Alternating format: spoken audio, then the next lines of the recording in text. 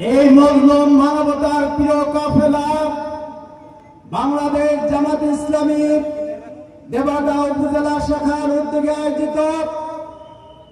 ঐতিহাসিক 28 October Paltan tragedy দিবস উপলক্ষে আলোচনা সভার সম্মানিত সভাপতি দেবাটা উপজেলা সংগঠনের সম্মানিত আমির বিশিষ্ট শিক্ষাবিদ সমাজসেবক জনাব মাওলানা ওয়ালিউল ইসলাম, আজকের এই অনুষ্ঠানের সম্মানিত প্রধান অতিথি, এই দেবতাকে তিলে তিলে ইসলামী আন্দোলনের এই রূপরেখা পেশ করার জন্য যিনি কাজ করে গেছেন, এই উপজেলার সাবেক আমির, জেলা জামাতের সম্মানিত সহকারী সেক্রেটারি,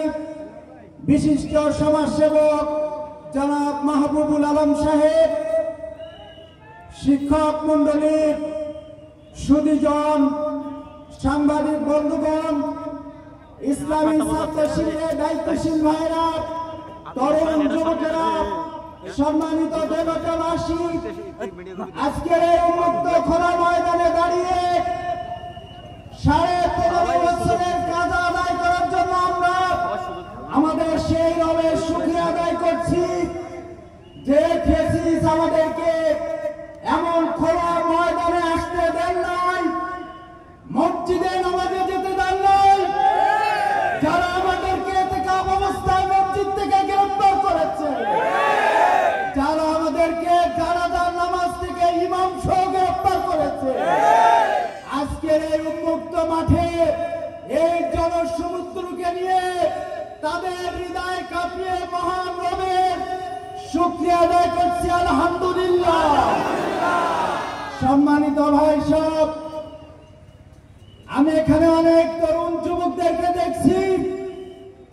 যারা আমরা জন্মগ্রহণ করার পর আমরা একটি স্বাধীন রাষ্ট্র দেখেছি,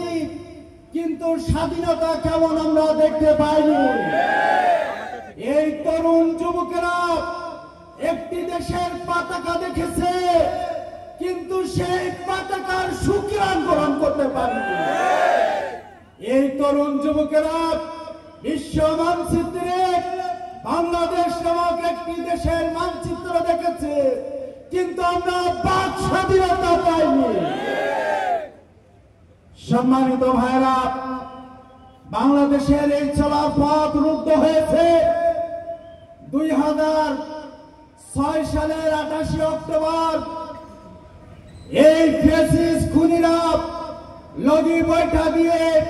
বর্বরচিত হামলা করে এদেশের তৌহিদি জনতাকে হত্যা করার মধ্য দিয়ে এই বাংলাদেশ এক অন্ধকারে নিমজ্জিত হয়েছিল। দীর্ঘ 18 বছর সেই লগি বৈঠাধারীরা যারা 28 অক্টোবরে হাফেজ শিপুন